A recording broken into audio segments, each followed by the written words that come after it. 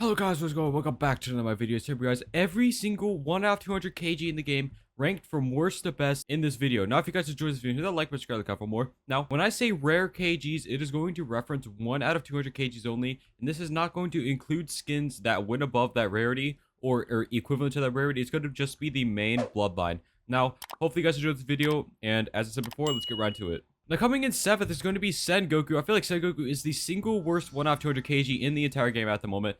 The only thing good about this is the counter and the second ability, which is the stun. But the stun ability is actually one of the most annoying stuns in the game to actually hit. But the counter can actually be extremely useful at times. She's going to attack me now. So she's going to attack me, and I'll show you guys. So she's going to attack me now. And look, a meteor will actually fall, and as you guys can see, it does get blocked by trees, which is a major downside to it. But if the meteor hits, it does a decent amount of damage and all the things.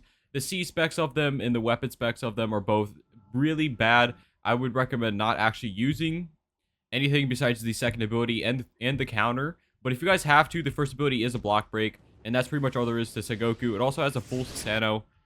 Do not use this full Susanoo. It drains a ton of mode, and it's not really worth it because the mode abilities are terrible. The next up is going to be Mecha Spirit, which is going to be in 6th place. Mecha Spirit in 6th place. This is for one reason. The reason why it's not last anymore is simply because you can now use the abilities without mode, which makes the KG a lot better than it used to be. The first ability is the best block breaker in the game, in my opinion, the best. So she's going to block now, and as you guys can see, it is extremely fast block breaker. She actually did not block, but I can assure you it is a block breaker. I'll do it the next chance I get. She just doesn't know how to press the right mouse button. But the second ability is an automatic ability. It is on the auto dodge global cooldown, but if you guys time it right and you do it correctly, you can actually use it in combos and such. Overall, this KG is pretty good. The abilities are actually really good. The second ability needs to be taken off the auto dodge global cooldown, but the mode is terrible. The mode is one of the worst modes in the entire game. Both of the mode abilities are extremely slow, and the second mode, M1s, look at this. It takes chi to use. This is, pretty sure this is the only mode of the game where the M1s actually take chi. I know why they made it so it takes chi, because it's range and stuff like that, but I feel like wasn't really a necessary change. But it also has another Z spec where it just fires out a bunch of different balls, and you can block them and things like that. There's not much else to say about this KG besides that. Now, coming in 5th place is going to be Ryan Red. The only reason this is going to be 5th place instead of being lower in this list is because of first of all, you could equip it in element slots, which is another thing for Mecha Spirit that you could do, which makes it better than Sengoku, in my personal opinion. But Ryan Red is overall one of the best support KGs in the game still. Even after the nerfs, you can use it effectively with other KGs. The third ability isn't only stun global cooldown, so you could use it, all that stuff. But the main reason why people use this Bloodline now is for the Z spec. The Z spec is known to a lot of people as being one of the single best Z specs in the game, or mode specs. Simply because of the range of it, you can use it to get out of combos because it's an instant ability. And overall, Ryan Red is just a good support KG. There's not much else to say about it besides that. Now, coming in 4th place is going to be Naramaki. Now, Naramaki is going to be in 4th place because all the abilities are extremely predictable, and you can avoid them if you're decent at the game. But simply because it is a very noob stomper bloodline, and you can also combo with this KG extremely well. If you use a stunt into the third ability is almost an instantaneous 100k damage out of mode. Well, if you're in mode, it'll do like half their HP, even if they're moded. And the first ability is a teleport ability. I'll show that when she gets back up. The C spec, you basically just do this. It throws 2 shurikens at the ground. They are block breakers. They do a ton of damage as well, I'm pretty sure. And the first ability, though, is the main ability that people actually use with other kids, because it isn't on any form of global cooldown or anything like that. It's like a teleport ability that teleports them, and it does a decent amount of damage. But overall, this KG just isn't very good in my personal opinion, simply because it's very, very, very predictable.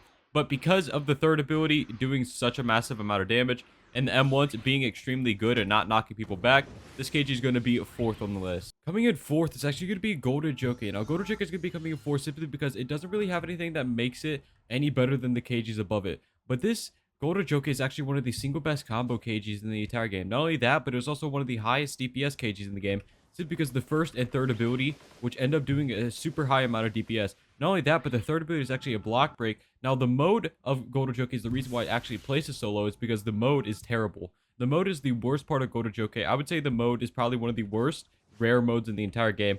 But the rotation is also amazing. It's an amazing iframe that lasts for a very long time as long as you hold it down.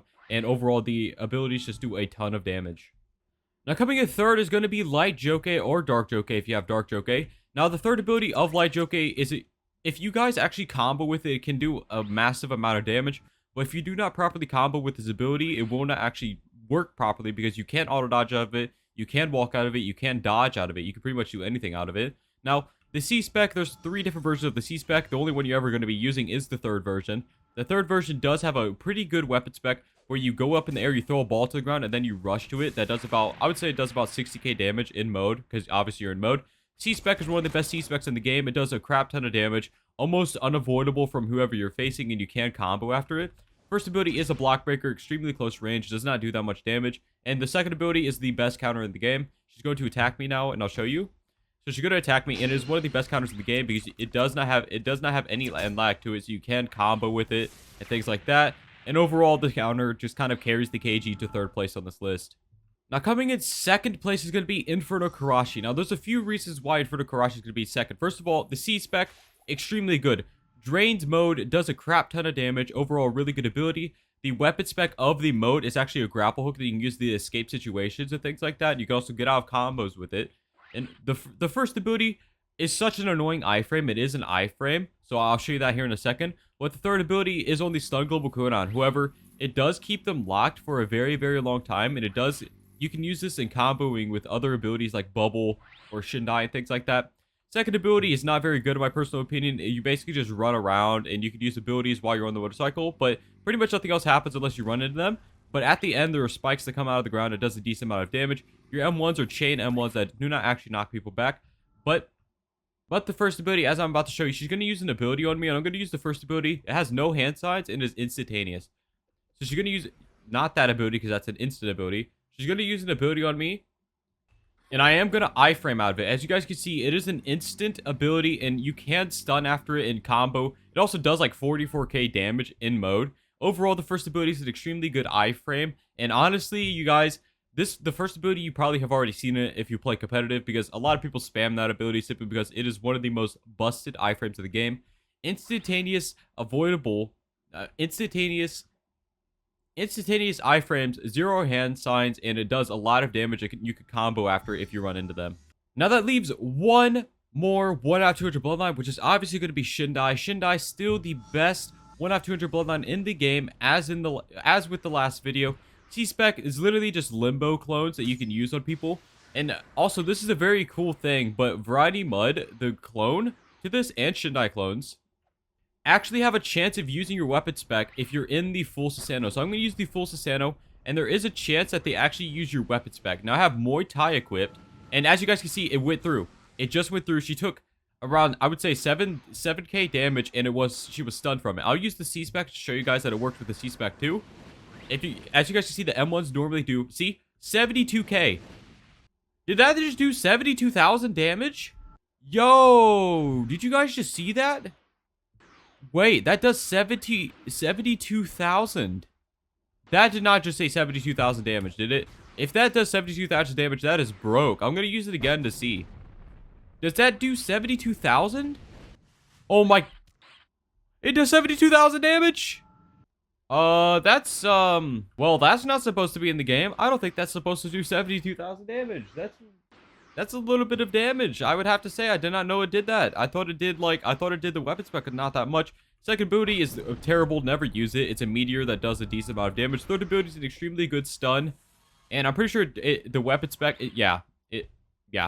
But, yeah, guys, if you guys enjoyed this video, hit the like button, subscribe for more. I hope to see you next one, guys. Bye-bye.